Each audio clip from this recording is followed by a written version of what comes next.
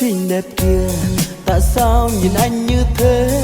Em đang nhìn ai, hay là nhìn anh này anh kia?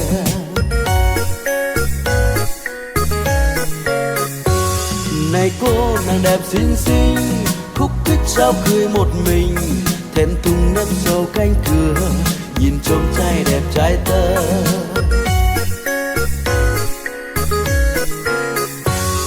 Này em,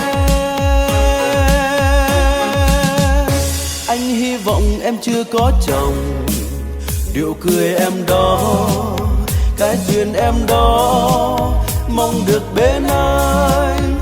Ôi thích quá, ôi thương quá, ôi yêu quá. Cái bụng không dám nói ra, đôi ta không dám đối mặt, hay gọi già làng bắt câu, dắt nhau cầu xin rằng ơi, cái duyên sẽ về với tôi, cái duyên sẽ về với tôi, về với tôi, về với tôi, về với tôi.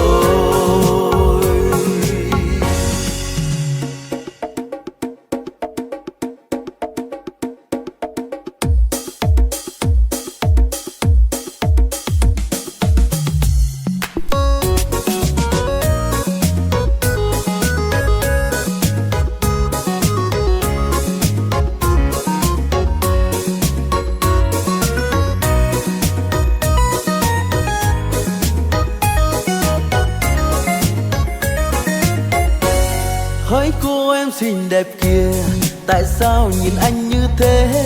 Em đang nhìn ai, hay là nhìn anh này anh kia?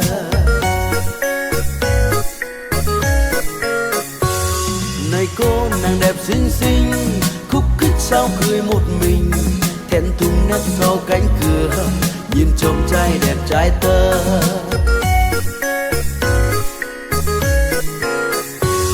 Này em, anh hy vọng em chưa có chồng, điệu cười em đó, cái duyên em đó, mong được bên anh. Ôi thích quá, ôi thương quá, ôi yêu quá. Cái bụng không dám nói ra, đôi ta không dám đối mặt, hãy gọi già làng bắt câu, dắt nhau cầu xin rằng ơi, cái duyên sẽ về với tôi, cái duyên sẽ về với tôi, về với tôi, về với tôi, về với tôi. Này em, anh hy vọng em chưa có chồng, điệu cười em đó, cái duyên em đó, mong được bên anh. Ôi thích quá, ôi thương quá, ôi yêu quá.